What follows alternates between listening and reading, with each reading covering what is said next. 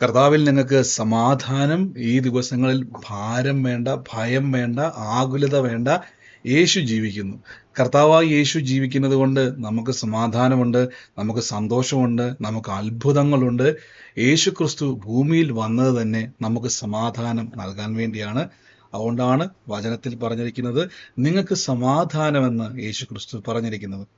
സങ്കീർത്തനം 18 അധ്യായത്തിന്റെ 29 വാക്യത്തിൽ ഇങ്ങനെ പറഞ്ഞിരിക്കുന്നത്, നിന്നാൽ ഞാൻ പടക്കൂട്ടത്ത് നേരെ പാഞ്ഞു ചെല്ലും, എൻ്റെ ദൈവത്താൽ ഞാൻ മതില് ചാടിക്കടക്കും. അവിടെ മതിലെന്നല്ല, കോട്ടയെന്നാണ് പറഞ്ഞേക്കുന്നത്. സങ്കീർത്തനക്കാരൻ പറയുന്നു 28 വാക്യത്തിൽ, നീ എൻ്റെ ദീപത്തെ കത്തിക്കും, എൻ്റെ ദൈവമായ യഹോവ എൻ്റെ അന്ധകാരത്തെ ഒക്കെ പ്രകാശമാക്കും. നോക്കിക്കേ, എന്താണ് ഇവിടെ ദീപം?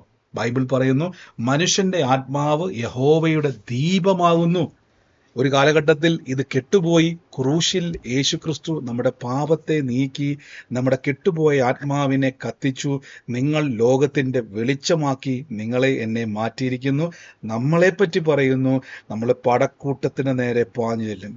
പിശാചിന്റെ എത്ര വലിയ പടക്കൂട്ടമാണെങ്കിലും, നിങ്ങളുടെ മുമ്പിൽ എത്ര വലിയ ഭീകരമായ വിഷയങ്ങളാണെങ്കിലും, നിങ്ങൾ അതിൻ്റെ നേരെ ചെല്ലും, നിങ്ങൾ അതിനെ ചാടിക്കടക്കും. ഉറപ്പാണ്. എന്തുകൊണ്ടെന്നാൽ യേശു പറഞ്ഞതുപോലെ, you are the light of the world. നിങ്ങൾ ലോകത്തിന്റെ വെളിച്ചമാണ്. ധൈര്യപ്പെടണം. കർത്താവ് നിങ്ങളുടെ കൂടെയുണ്ട്. നിങ്ങളെ ദൈവം സഹായിക്കും.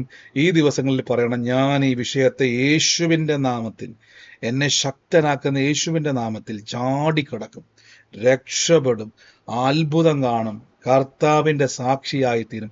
സ്വന്തമായിട്ട് ഇതേപോലെ ഒന്ന് പറഞ്ഞു നോക്കിക്കേ. വെറുതെ ഞാൻ പറയല്ല, ഒന്ന് പറഞ്ഞു നോക്കിക്കേ. കർത്താവ് നിങ്ങളെ സാക്ഷിയാക്കും. സ്വർഗീയ നല്ല പിതാവേ, ഞങ്ങൾ യേശുവിൻ്റെ നാമത്തിൽ ബ്ലസ് ചെയ്തു പ്രാർത്ഥിക്കുന്നപ്പോൾ പരിശുദ്ധാത്മാവിൻ്റെ വലിയ കൃപയ്ക്കായി നന്ദി പറയുന്നു.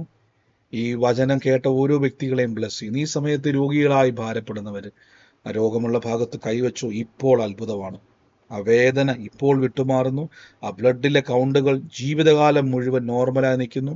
കർത്താവിൻ്റെ വചനം പോലെ തന്നെ പുതിയ അവയവങ്ങൾ ഉണ്ടായി വരും. പുതിയ അവയവങ്ങൾ ഉണ്ടായി വരും. മുഴകൾ അപ്രതീക്ഷിതമായി തീരും. ജീവൻ വ്യാപരിക്കുന്നല്ലോ. നന്മയുണ്ടായി വരട്ടെ, അനുഗ്രഹമായി വരട്ടെ. ഇപ്പോൾ യേശുവിൻ്റെ നാമത്തിൽ കൈയെടുക്കുമ്പോൾ, കൈവച്ചവർ കൈയെടുക്കുമ്പോൾ ആ വേദന അവിടെ ഇല്ല, രോഗം അവിടെ ഇല്ല. ഇപ്പോൾ നിങ്ങളെ വിട്ടത് മാറിപ്പോയിരിക്കുന്നു. നന്ദി യേശുവേ, നന്ദി കർത്താവ്. എൻ്റെ ഉള്ളത്തിൽ പരിശുദ്ധാത്മാവിൻ്റെ വാക്ക് പറയുന്നു. ഒരു സോഫിയയുടെ ഭവനത്തിൽ ദൈവത്തിൻ്റെ വലിയൊരു സ്പർശനം കർത്താവ് ചെയ്യുന്നു. ആ സോഫിയയുടെ ഭവനത്തിൽ നീതു എന്ന് പറയുന്ന ഒരു മോളെ ദൈവം സ്പർശിക്കുന്നു എന്ന് പറയുന്നു. ആ കുടുംബത്തിൻ്റെ മേൽ വലിയ സമാധാനത്തെ കർത്താവ് ചെയ്യുന്നു. വൻ കാര്യങ്ങളെ കർത്താവ് ചെയ്യാൻ വേണ്ടി പോകുന്നു. ഞാൻ അനുഗ്രഹിച്ചു പ്രാർത്ഥിക്കുന്നു. ഒരു സർട്ടിഫിക്കറ്റുമായിട്ട് ബന്ധപ്പെട്ട് ഞാൻ കാണുന്നൊരു കാഴ്ച, 1998 ജനിച്ച ഒരു വ്യക്തിയുമായി ബന്ധപ്പെട്ട്, 1998 ജനിച്ച ഒരു വ്യക്തിയുമായിട്ട് ബന്ധപ്പെട്ടാണ് കാണുന്നത്. ആ ഒരു സർട്ടിഫിക്കറ്റ് ഞാൻ കണ്ടുകൊണ്ടിരിക്കുകയാണ്. സർട്ടിഫിക്കറ്റ് എന്ന് പറഞ്ഞത് എന്തോ അതിൻ്റെ ആ ഒരു നമ്പർ അതിൽ എഴുതി വെച്ചിട്ടുണ്ട്. ആ ഒരു ഡേറ്റ് അതിൽ സ്പെസിഫിക് ആയിട്ട് എഴുതി വെച്ചേക്കുവാണ്. ആ ഡേറ്റ് ഞാൻ ആ വ്യക്തിക്ക് വേണ്ടി പ്രാർത്ഥിക്കുന്നത്. എന്ത് സർട്ടിഫിക്കറ്റാണെന്ന് എനിക്കറിയത്തില്ല. പക്ഷേ ആ ഒരു സർട്ടിഫിക്കറ്റുമായിട്ട് ബന്ധപ്പെട്ട് വലിയൊരു സ്ട്രഗിളിലൂടെ കടന്നു പോവുക, വലിയൊരു ഭാരത്തിലൂടെ കടന്നു പോവുക.